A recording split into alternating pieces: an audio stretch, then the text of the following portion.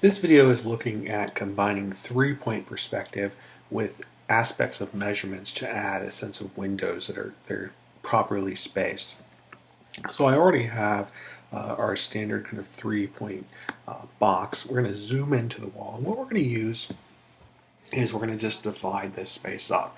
Now, the downside to going that way is that you're going to have a lot more guidelines. The benefit is that you can work in a defined space. The alternative is to kind of construct your building around the spacing of the windows, which isn't always going to be that practical, but it is an option. But we're going to look at the simpler of the two, which I think is going to be appropriate for those in week 3. So diagonal lines starting to break up this space, initially here just into quarters. And I'm zoomed in quite a way just so we're looking at a very specific area, then getting all that extra space where the guidelines are. And it's also going to be helpful later on as I get into the really smaller divisions. And that's going to be something to consider with your drawing is, how much can you practically reduce or divide a space without running into problems. So next part here, we're going to divide 2 of the quarters, and with those x's we can divide the other 2 as well. So we don't actually need to divide them all. And you can see it did diagonal corners rather than just next to each other. And I think why that is, it's pretty obvious once we get to this point here. You can see with just those 2 lines we get to divide it up from 4 spaces into 16. And I'm actually going to divide it one more time, just because this number of divisions isn't going to give us a whole lot to work in with windows. I think 16 is going to be about the minimum where you can actually get some decent windows in. But if you're doing something like a single-story building, you can do them more in series like a wall. This is for something more along the lines of a skyscraper. So we've got this now divided up one more time. And let's go ahead and divide this 16 into 64.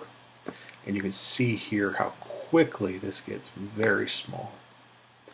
So you definitely want to allow yourself enough space to make this work. And same idea here, this time just using 4 lines to help with the divisions, just to kind of limit the number of guidelines that are going on.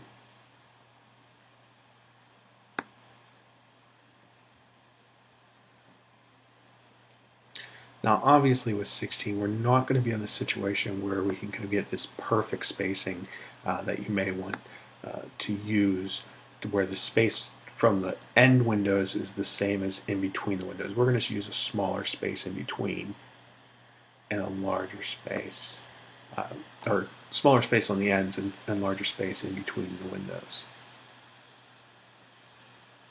And you can see even on the computer, I'm trying to be very patient with the lines, and drawing, especially the first attempt, you're really going to want to take your time, potentially even just sketch it out roughly to get an idea of what could work. And that would be an opportunity where you attempt both methods. So we've got our 8 vertical. Let's do the horizontal now. And this goes back to the video where we talked about reusing guidelines for the idea of a fence and a sidewalk. In this case, we're reusing some of these guidelines so that we can get multiple divisions with very limited number of additional lines present.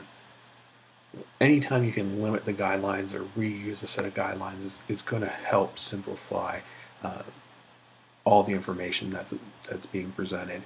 If we did an X in each of these boxes, it would be very hard to see those vertical and horizontal lines. Alright, at this point we've gone from 16 to 64, and that's going to be plenty to work with. What I'm going to do here is lighten these lines up just a little bit more, because the next set, it's going to be very important we kind of see what's going on. So 1 second here.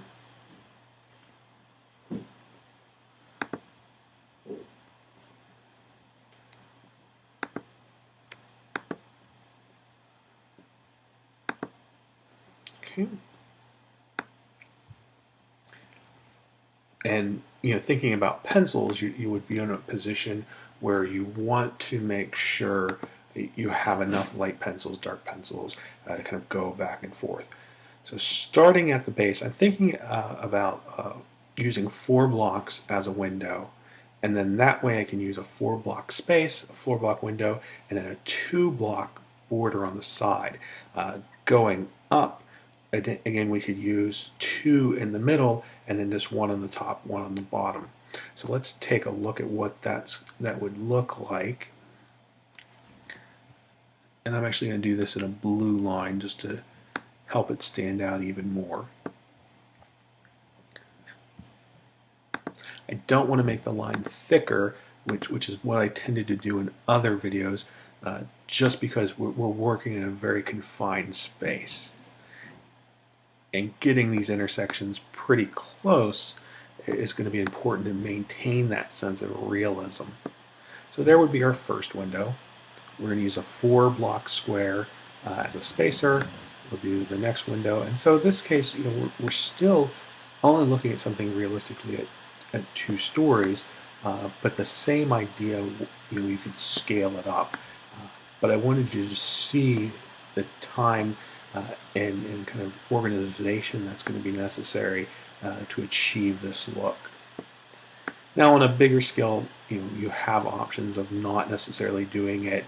In this case, we did 8 by 8, 8 squares vertical, 8 squares horizontal. Maybe you have it taller where it's 8 squares horizontal, and maybe something like 16 squares up. That'll give you 4 stories. Just kind of keep scaling that up. And just like with the sidewalks, we can reuse these. So while we have this, I mean, we could even do a pitched roof off this center line if we wanted to. I'm not going to go that route today, but I am going to go ahead and add kind of the sidewalk, which we can easily bring out from the front here. So let's go back to this left vanishing point, bring the sidewalk down, and I'm actually going to work it off of each of those 8 divisions. Extend it out a little bit further. Let's get something that's pretty light in value, but still enough that you can see it. That's going to be sufficient.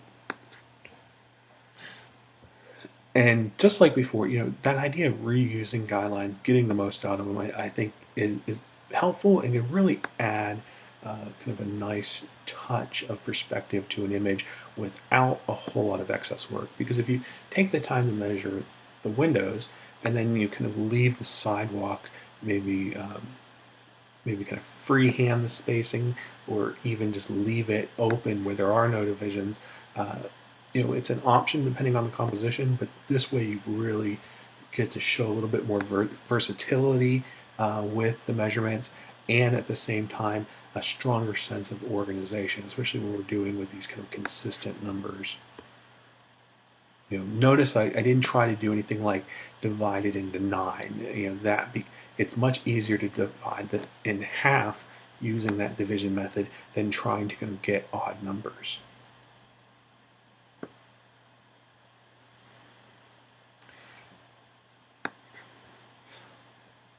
And so I think you're going to see that sidewalk come to life now. And along with that same idea of kind of dividing the space and looking at odd numbers, if you wanted to do something like that where you had this odd number, say we wanted to do window space, we wanted to do 5 of them, we could create the building initially this size and then just trim off this portion. And that would be pretty simple to do too, and it would give you that option of kind of doing odd numbers. So let's go ahead and add some clearer lines here for your sidewalk. And I'm adding this. This is about primarily about windows, but it was so easy just to kind of tie in the sidewalks. All the measurements are done, and so I think it's kind of a smart move to take advantage of that and become familiar with how things would look in perspective from a certain point of view.